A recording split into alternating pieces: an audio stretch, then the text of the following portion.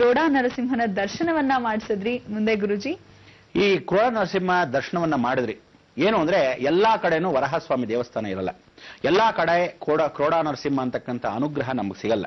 ಅಂದ್ರೆ ಉಗ್ರವಾಗಿರತಕ್ಕಂಥದ್ದು ಬಹಳ ಜನ ಭಯ ಪಡ್ತಾರೆ. ತಿಳ್ಕೊಳ್ಳಿ, ಯಾವತ್ತೂ ಎಷ್ಟೋ ಜನ ಕೋಪವಾಗಿದ್ದವ್ರನ್ನ ಭಯ ಪಡಕ್ಕೆ ಸ್ವಲ್ಪ ಮಟ್ಟಿಗೆ ನೀವು ಅನ್ಕೊಂತೀರ, ಆದ್ರೆ ಹತ್ರ ಹೋಗಕ್ ಗೊತ್ತಾಗತ್ತೆ ಅವ್ರು ಎಷ್ಟು ಒಳ್ಳೆಯವರು ಅಂತ.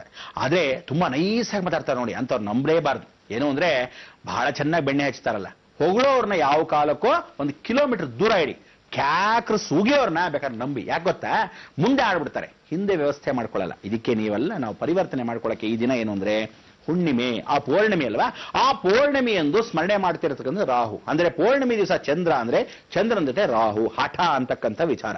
ಈ ಹಠವನ್ನ ನೀವೆಲ್ಲ ಕೇಂದ್ರ ಬಿಂದುವಾಗಿ ಇಟ್ಕೋಬೇಕು. ಈ ಹಠವನ್ನ ಹೇಗೆ ಇಟ್ಕೊಂತೀವಿ, ಇವತ್ತಿನ ದಿವಸ ಇರತಕ್ಕಂಥ ಪಿತೃಪಕ್ಷದಲ್ಲಿ ಮಾಲೆ ಅಮಾವಾಸ್ಯೆ ಪ್ರಾರಂಭವಾದಾಗ ಆ ಅಮಾವಾಸ್ಯೆ ಹೇಗೆ ಬರುತ್ತೆ, ಮಾಲೆ ಅಮಾವಾಸ್ಯೆ ದಿವಸ ನವರಾತ್ರಿಗೆ. ಆದ್ರೆ ಪಿತೃಪಕ್ಷ ಅನ್ನೋದು ಮಾಲೆಯ ಪಕ್ಷ ಅಂತ ಕರಿತೀವಿ.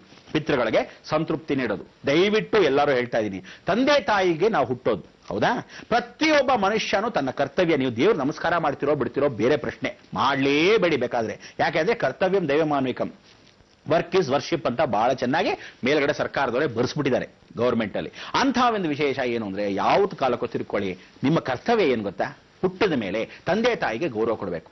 ಬದುಕಿದ್ದಾಗ ಕೊಡ್ತೀರಾ, ಕೊಡದೇ ಇದ್ರು ಎಷ್ಟೋ ಜನ ಇದ್ದೀರಾ. ಆದರೆ ಇದನ್ನ ಸರಿಪಡಿಸ್ಕೋಬೇಕು, ಸತ್ತಾಗಾದ್ರೆ ಅಟ್ಲೀಸ್ಟ್ ಅವರ ಕಾರ್ಯಗಳನ್ನ ಮಾಡಿ. ದಯವಿಟ್ಟು ಈ ಪಿತೃಪಕ್ಷಗಳ ಸಮಯದಲ್ಲಿ ನೀವು ಮಾಡದೇ ಇದ್ರೆ ಕಾರ್ಯಗಳು, ಪ್ರೇತಗಳು ಸಂತೃಪ್ತಿ ಪಡಲ್ಲ. ಅವರ ಪಿತೃಗಳು ಸಂತೃಪ್ತಿ ಪಡದೇ ಇದ್ರೆ ನಿಮ್ಮ ಮುಂದಿನ ಪೀಳಿಗೆಗಳು ಖಂಡಿತ ಚೆನ್ನಾಗಿ ಹುಟ್ಟಲ್ಲ. ಎಷ್ಟೋ ಜನ ಅಬಾರ್ಷನ್ಸ್ ಆಗ್ಬಿಡುತ್ತೆ. ಏನಕ್ಕೆ, ಪಿತೃ ಕಾರ್ಯ ಚೆನ್ನಾಗಿ ಮಾಡಲ್ಲ. ಯಾಕೆ ಹೆಣ್ಣು ಮಕ್ಕಳಿಗೆ ಆಗಿರ್ತಕ್ಕಂಥವ್ರು ಗಂಡಸು ಹುಟ್ಟಕ್ಕಿಂತ ಹೆಣ್ಣು ಮಕ್ಕಳೇ ಜಾಸ್ತಿ ಹುಟ್ಟುತ್ತಾರೆ ಅಂದ್ರೆ ಶುಕ್ರನ ದೃಷ್ಟಿನೇ ಜಾಸ್ತಿ ಬಿದ್ದಾಗ ಅವನಿಗೆ ಪರಿವರ್ತನೆ ಆಗೋಲ್ಲ. ಅದಕ್ಕೆ ಆರೋಗ್ಯ ಸಮೇತ ಐಶ್ವರ್ಯ ಅಭಿವೃದ್ಧಿರ್ಥಂ ಅಂತ ಆಶೀರ್ವಾದ ಮಾಡೋದ್ರೆ, ವಿಜಯ ವೀರ್ಯ ಅಭಿವೃದ್ಧಿರ್ಥಂ ಅಂದ್ರೆ ಏನು, ಗಂಡರ ಪುರುಷಾರ್ಥವನ್ನ ಪರಿವರ್ತನೆ ಮಾಡತಕ್ಕಂಥದ್ದು ಯಾರು, ಪಿತೃಪಕ್ಷಗಳು. ಅದಕ್ಕೆ ಪುರುಷಾರ್ಥ ಬೇಕು ಅಂದ್ರೆ, ಶನಿಯ ದೃಷ್ಟಿ ಕರ್ಮವನ್ನ ಕಳಿಬೇಕು ಅಂದ್ರೆ, ಗಂಡು ಮಕ್ಕಳು ಆಗ್ಲೇಬೇಕು ಅಂದ್ರೆ ಒಂದನ್ನಾದ್ರೂ ಕೊನೆ ಕೊಡ್ತಾನೆ. ಅಂದ್ರೆ 4 ಹೆಣ್ಣು ಮಕ್ಕಳ ಮೇಲೆ 1 ಗಂಡು ಮಗುಪ ಅಂತ ಕೊಟ್ಟಿರ್ತಾರೆ ಎಷ್ಟೋ ಜನಕ್ಕೆ ಮಧ್ಯದಲ್ಲಿ ಕೊಟ್ಬಿಟ್ಟು ತಿರುಗಿ ಮತ್ತೆ ಹೆಣ್ಣು ಮಕ್ಕಳು ಹುಟ್ಟಿಸ್ತಾನೆ. ಅಂದ್ರೆ ಕರ್ಮಗಳು ಹೆಚ್ಚಾಗಿದ್ದ ಸಮಯದಲ್ಲಿ ಯಾರೂ ತಪ್ಪಿಸ್ಕೊಳಕ್ ಸಾಧ್ಯವಿಲ್ಲ. ಅದಕ್ಕೆ ನೀವೆಲ್ಲ ಏನ್ ಮಾಡಬೇಕು, ಈ ಪಿತೃಪಕ್ಷದಲ್ಲಿ ಖಂಡಿತವಾಗ್ಲೂ ಎಲ್ಲರ ಒಂದು ಸಂತೃಪ್ತಿಯನ್ನ ನಾವುಗಳು ಚೆನ್ನಾಗಿ ಗಡುಮ್ ಅಂತ ನುಂಗುತ್ತೀವಿ. ಅದೇ ರೀತಿಯಾಗಿ ಪಿತೃಗಳನ್ನು ಕಾಯ್ತಾ ಇರ್ತಾರೆ. ತಾತ ಮುತ್ತಾತಂದ್ರೆಲ್ಲ ಸತ್ತೋಗಿರ್ತಾರೆ, ಎಲ್ಲಿ ಸತ್ತಿರ್ತಾರೋ ಗೊತ್ತಿಲ್ಲ. ಅದರಲ್ಲೂ ನೀವುಗಳು ಮಾಡಿರ್ತಕ್ಕಂಥ ಒಂದು ಕೆಲಸ ಏನು ಅಂದ್ರೆ, ಎಲ್ಲಾ ದೊಡ್ಡ ದೊಡ್ಡ ಜಮೀನಂತ ತಗೊಂಡ್ಬಿಟ್ಟು ನಮ್ಮ ತಾತನ ಹೊಲದಲ್ಲೇ ಹೂತ್ಬಿಟ್ವಿ, ನಮ್ಮ ಅಜ್ಜಿನ.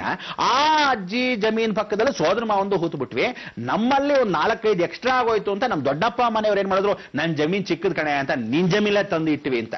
ಅಂದರೆ ನನ್ನ ಕರ್ಮ ನಿನ್ ಹಣೆ ಬರಲೇ ಬಿದ್ದಿರ್ಲಿ ಅಂತ ತಂದು ಹಾಕ್ಬಿಡ್ತಾರೆ ಗೊತ್ತಿಲ್ಲದೆ. ಅದೇನಾಗತ್ತೆ, ಕಾಂಪೌಂಡ್ ಕಟ್ಸಿಲ್ಲ. ಆ ಕಾಂಪೌಂಡ್ ಕಟ್ಸದೇ ಇರತಕ್ಕಂಥ ಆತ್ಮ ಇಲ್ಲಿ ಯಾವ ಮೂಲೆಯಲ್ಲಿ ಮಾಡಿರ್ತೀರೋ, ವಾಯು ಮೂಲೆಯಲ್ಲಿ ಕಟ್ಟಿದ್ರೆ ಅಂತೂ ಹೆಣ್ಣು ಮಕ್ಕಳಿಗೆ ಗಂಡು ಮಕ್ಕಳಿಗೆ ಆರೋಗ್ಯಕ್ಕೆ ಕೆಟ್ಟವು. ಅದೇ ಅಗ್ನಿ ಮೂಲೆ ಮಾಡಿದ್ರೆ ಮನೆ ಗೃಹಿಣಿಗೆ ಕೆಟ್ಟ ಅಭ್ಯಾಸಗಳು ಶುರು ಆಗ್ಬಿಡತ್ತೆ, ಕೆಟ್ಟ ರೋಗಗಳು ಶುರು ಆಗತ್ತೆ, ಆರೋಗ್ಯ ಕೆಡೋದಲ್ದರೆ ಅವಳ ದೃಷ್ಟಿ ಏನಾಗತ್ತೆ, ಕೆಟ್ಟ ಆಲೋಚನೆ ಕಡೆ ಹೋಗುತ್ತೆ. ನೈಋತ್ಯ ಭಾಗ ಮಾಡಿದ್ರೆ ಹಾರ್ಟ್ ಪ್ರಾಬ್ಲಮ್ಗಳು ಬರುತ್ತೆ, ನರ ದೌರ್ಬಲ್ಯ ಬರುತ್ತೆ, ಸ್ಟ್ರೋಕ್ ಹೊಡೆಯುತ್ತೆ ಈ ಆತ್ಮಗಳನ್ನ ಅಲ್ಲಿ ಹೆಣವನ್ನ ಹೂತಿದಾಗ. ಅದೇ ರೀತಿಯಾಗಿ ದೇವಮೂಲೆ ಹುಣ್ಬಿಟ್ರೆ ಖಂಡಿತ ಯಾವ ಗಂಡು ಮಕ್ಕಳು ಅಭಿವೃದ್ಧಿ ಆಗಲ್ಲ.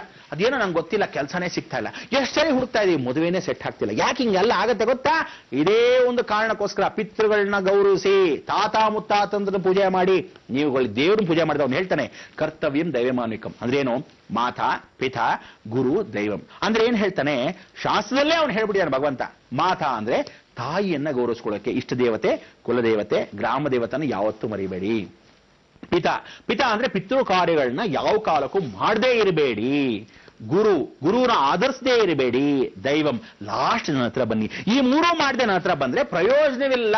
ಇದೇ 3 ಗೇಟ್ಸ್ ಆಫ್ ಯುವರ್ ಲೈಫ್. ಆ 3 ಗೇಟ್ಗಳನ್ನು ತೆಗೆಸಕ್ಕೆ ಏನ್ ಮಾಡಬೇಕು, ಕಾಳಸರ್ಪ ದೋಷವನ್ನು ಮಾಡಿಸ್ಕೋಬೇಕು. ಕಾಳಸರ್ಪ ದೋಷದಲ್ಲಿ ಏನ್ ಮಾಡಬೇಕು, ಪರಿವರ್ತನೆ ಮಾಡ್ತಕ್ಕಂಥ ಆಶ್ಲೇಷ ಬಲಿ ಸರ್ಪ ಸಂಸ್ಕಾರವನ್ನು ಮಾಡಿಸ್ಕೋಬೇಕು. ಪಿತೃ ಕಾರ್ಯಗಳು ಅದೇ ರೀತಿಯಾಗಿ ನಾವುಗಳ ಪಿತೃ ಸಂತೃಪ್ತಿ ಪಡಿಸಕ್ಕೆ ಏನ್ ಮಾಡಬೇಕು, ನಾರಾಯಣ ಬಲಿ ಪ್ರೇತ ಸಂಸ್ಕಾರವನ್ನು ಮಾಡಿಸ್ಕೋಬೇಕು. ಅಂದರೆ ಅಪಮೃತ್ಯು ಪಟ್ಟು ಯಾರ್ಯಾರು ಹೋಗಿರ್ತೀರ ದಯವಿಟ್ಟು ಯಾವ ಕಾಲಕ್ಕೂ ಹೂಣಬೇಡಿ. ಅಕಸ್ಮಾತ್ ಚಿಕ್ಕ ಮಗು ಸತ್ತೋಯ್ತು ಅಂದರೆ ಆ ಮಗು ನೀವು ಕಾರ್ಯ ಮಾಡಲ್ಲ ಅಂತ ಮಕ್ಕಳನ್ನ ಹೂಣಬೇಡಿ, ಸುಡಬೇಕು. ಯಾಕೆಂದ್ರೆ ನೀವು ಆ ಕಾರ್ಯಗಳೇ ಮಾಡಲ್ಲ ನೆಟ್ಟಿಗೆ. ನೀವು ಅಕಸ್ಮಾತ್ ಹೂಣಿಟ್ರೆ ಮಗುದಾನೇಪ್ಪ ಪರವಾಗಿಲ್ಲ, ಅದಕ್ಕೆ ಪಿಂಡ ಇಡೋದು ಏನು ಬೇಡ ಅಂದ್ರೆ ನಿಮಗೆ ಭಗವಂತ ಇನ್ನೊಂದು ಕಡೆ ಪಿಂಡ ಇಡ್ತಾ ಇರ್ತಾನೆ. ಅದಕ್ಕೋಸ್ಕರ ನೀವೇನ್ ಮಾಡಬೇಕು, ಆ ಮಗುನ ಅಂಥ ಕಾರ್ಯದಲ್ಲಿ ಚಿಕ್ಕ ವಯಸ್ಸಲ್ಲಿ ಹೋದರೆ ನೀವು ಕಾರ್ಯಗಳು ಮಾಡಲ್ಲ ಅಂತ ಡಿಸೈಡ್ ಮಾಡಿಬಿಟ್ರೆ ಅಗ್ನಿ ದಹನವನ್ನ ಮಾಡಿದ್ರೆ ಖಂಡಿತವಾಗ್ಲೂ ಆ ದೋಷಗಳು ಬರಲ್ಲ. ಎರಡನೇದು, ಅಕಸ್ಮಾತ್ ಹುಚ್ಚಿಡಿದು ಸತ್ತೋದ್ರೆ, ಅಕಸ್ಮಾತ್ ನೇಣು ಹಾಕೊಂಡು ಸತ್ತೋದ್ರೆ, ವಿಷವನ್ನ ಕುಡಿದು ಸತ್ತೋದ್ರೆ, ಹಾವು ಕಚ್ಚಿ ಸತ್ತೋದ್ರೆ, ಟ್ರೈನ್ ನಲ್ಲಿ ಕಳೆ ಚುಟ್ ಚುಟ್ ಚುಟ್ ಅಂತ ಪೀಸ್ ಪೀಸ್ ಆಗೋದ್ರೆ, ಪೋಸ್ಟ್ ಮಾರ್ಟಮ್ ಮಾಡ್ಕೊಂಡ್ ಬಂದಿರತಕ್ಕಂಥ ಹೆಣವನ್ನ, ಅದು ಆಕ್ಸಿಡೆಂಟ್ ಆಗಿರೋ ಹೆಣವನ್ನ ಇದನ್ನ ದಯವಿಟ್ಟು ಸುಡ್ತಕ್ಕಂಥದೇ ಮಾಡಿ ಹೊರತು ಹೂಣಬೇಡಿ. ಎಂಥ ಧರ್ಮದವರಿರ್ಲಿ, ಯಾವ ಜಾತಿಯವರಾಗ್ಲಿ, ಯಾವ ಶಾಸ್ತ್ರದಲ್ಲೂ ಹೇಳಿಲ್ಲ ನಿಮಗೆ ಹೂಣಬೇಕು ಅಂತ. ಇದು ಮಾಡದಿದ್ದಾಗ ಆ ಪ್ರೇತ ಅಂತರ್ಪಿಶಾಚೆ ಅಳಿತಾ ಇರುತ್ತೆ, ಕೇಳ್ತಾ ಇರುತ್ತೆ. ಅಷ್ಟಲ್ಲೇನಾಗತ್ತೆ, ಸರ್ಕಾರದವನು ಈ ಕಡೆಯಿಂದ ಒಂದು ರೋಡ್ ಬಿಡ್ತೀನಿ ಅಂತಾನೆ. ಇಲ್ಲದೆ ಇದ್ರೆ SCZ ಅಂತಂದು ಮಾಡ್ಕೊಂತಿದೀವಿ, ನಾವಿಲ್ಲೊಂದು 10,000 ಎಕರೆ ಕಬಳಿಸ್ಕೊಂತ ಇದೀವಿ, ಅದಕ್ಕೆ ನೀವೇನ್ ಮಾಡ್ತೀರಾ, ನಿಮ್ಮಲ್ಲಿ ಇರ್ತಕ್ಕಂಥ ಜಮೀನೆಲ್ಲ ಹೊಟ್ಟೋಗುತ್ತೆ. ಆಗ ನಿಮ್ಮ ಜಮೀನ್ ಜೊತೆ ಏನೇನು ಹೋಗುತ್ತೆ, ಎಲ್ಲೆಲ್ಲಿ ಹೆಣ ಓದ್ತಿರ್ತೀರೋ ಅದು ಹೊಟ್ಟೋಗತ್ತೆ, ರಸ್ತೆ ಆಗ್ಬಿಡುತ್ತೆ, ಹೆಣ ಕೈ ಸಿಗಲ್ಲ, ಪಿಂಡ ಇಡಕ್ಕಾಗಲ್ಲ, ಹೋಗಿ ನಮಸ್ಕಾರ ಮಾಡಕ್ಕಾಗಲ್ಲ.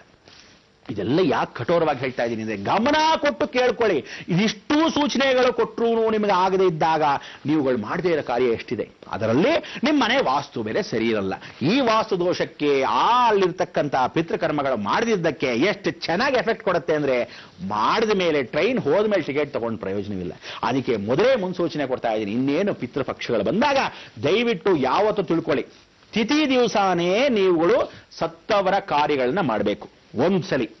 ಎರಡನೇ ಸಲಿ ವರ್ಷದಲ್ಲಿ ಪಿತೃಪಕ್ಷ ಯಾವತ್ತು ಬರುತ್ತೋ 15 ದಿವಸ ಪಕ್ಷಮಾಸ ಆವಾಗಲೇ ಮಾಡಬೇಕು. ಮೂರನೇ ಸಲಿ ಮಹಾಲಯ ಅಮಾವಾಸ್ಯೆ ಅಂದ್ರೆ ಎಲ್ಲ ಅಮಾವಾಸ್ಯೆ ದಿವಸನೂ ಸಾಧಾರಣ ಒಂದು ಭೂತ ಪ್ರೇತ ಬರಬಹುದು. ಆದರೆ ಮಹಾಲಯ ಅಮಾವಾಸ್ಯೆಯಲ್ಲಿ, ಮಹಾಲಯ ಪಕ್ಷದಲ್ಲಿ ಎಲ್ಲಾ ಪಿತೃಗಳು ಬಂದು ಕೇಳ್ತಾರಂತೆ, ನಮ್ಗೆ ಊಟ ಕೊಟ್ಬಿಡಿ, ನಾವು ಕಾಯ್ತಾ ಇದೀವಿ, ನಾವೆಲ್ಲೋ ಕಷ್ಟಪಡ್ತಾ ಇದೀವಿ, ನನಗೆ ಈ ಪಿತೃ ಕಾರ್ಯ ಮಾಡಿದ್ರೆ ನನಗೆ ಖಂಡಿತ ಮೋಕ್ಷವಂತೆ ಅಂತ ಪಾಪ ಕಾಯ್ತಾ ಇರುತ್ತೆ. ಅದೆಲ್ಲ ಹೇಗೆ ಕಾಯ್ತಿರತ್ತೆ, ಕಾಗೆ ರೂಪದಲ್ಲಿ ಕಾವು ಕಾವು ಅಂತ ಇರುತ್ತೆ. ಅದಕ್ಕೋಸ್ಕರ ಕಾಗೆಗಳಿಗೆ ಊಟ, ಆ ರೀತಿಯಾಗಿ ಉಪಚರಣೆಯನ್ನು ಮಾಡ್ತಕ್ಕಂಥ ಅವಕಾಶವನ್ನ ಇದೇ ಒಂದಕ್ಕೋಸ್ಕರ ಮಾಡೋದು. ಈ ಪಿತೃಪಕ್ಷದ ಕಾರ್ಯಕ್ಕೆ ನೀವೆಲ್ಲ ಸಿದ್ಧರಾಗಿರ್ತಕ್ಕಂಥ ಅವಕಾಶವನ್ನ ಬಂದಾಗ ದಯವಿಟ್ಟು ಎಡೆ ಇಡಬೇಕಾದ್ರೆ ನಿಮ್ಮ ಸಂಪ್ರದಾಯ ಪ್ರಕಾರ ಎಡೆ ಇಟ್ಕೊಳ್ಳಿ. ಆದ್ರೆ ಈ ವಿಸ್ಕಿ, ಬ್ರಾಂದಿ, ಸಿಗರೇಟು ಅನ್ಕೊಂಡು ಅವನಿಗೆ ಏನಾದ್ರೂ ಇಡೋದು, ಅವನ ಹೆಸರಲ್ಲಿ ನೀಕ್ ಚೂಪ್ಲು 4 ಮೇಪಲು ತಿನ್ನೋದು ದಯವಿಟ್ಟು ಮಾಡ್ಕೋಬೇಡಿ.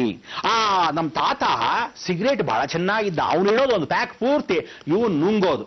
ಅದಾದ ಮೇಲೆ ಸಿಗರೇಟ್ ಅಲ್ಲದೆ ರಾತ್ರಿಗೆ ಕೂತ್ಕೊಳ್ಳೋಕೆ ಡ್ರಿಂಕ್ಸ್, ಕ್ವಾಚೆ ಇಷ್ಟಪ್ಪ, ಇಲ್ಲ ಇಲ್ಲ ಒಂದು ಸಾರ ಇಷ್ಟ, ಎಲ್ಲ ಇಟ್ಬಿಡೋದು. ರಾತ್ರಿ ಹಾಕೊಂಡು ಇವ್ರು ಬಾವ ಮೈದ ಅಳಿ ಅಂದ್ರೆ ಎಲ್ಲ ಸೇರ್ಕೊಂಡು ಒಂದು 90-50 ಹಾಕೋದು. ಹಿಂಗೆ ಏನಾಗತ್ತೆ ಗೊತ್ತಾ, ಆ ಪ್ರೇತ ಬಂದು ಅಂತ ಮುಸ್ ನೋಡಿರುತ್ತೆ, ಅಲ್ಲಿಗೆ ನಿಮ್ಗೆ ರೋಗ ಶುರು. ರಾತ್ರಿ ಬೇದಿ ಶುರು, ಅದಾದ್ಮೇಲೆ ಲಿವರ್ ಡ್ಯಾಮೇಜು, ಆಮೇಲೆ ಕಣ್ಣು ನೋವು, ತಲೆನೋವು, ಭಾರ, ಏನ್ ಮಾಡಿದ್ರು ಕೆಲಸ ಸೋಚ್ತಾ ಇಲ್ಲ. ಇದೆಲ್ಲ ಯಾಕಾಗೋದು, ಎಡೆ ಇಟ್ಟಿರೋದನ್ನ ನೀವು ತಿಂದರೆ. ಅದೇ ರೀತಿಯಾಗಿ ಮಾಂಸ ಭಕ್ಷ್ಯಗಳನ್ನ ಇಡ್ತೀರ. ಅದನ್ನ ಇಟ್ಟಾಗ ಏನೇನು ನೀವು ಮನೆಯವ್ರ ಕುಟುಂಬದವ್ರು ತಿನ್ನಬಾರ್ದು, ಯಾವ ಸ್ವೀಟನ್ನ ಮಾತ್ರ ಇಟ್ಟಾಗ ಏನ್ ತಿನ್ನಬೇಕು.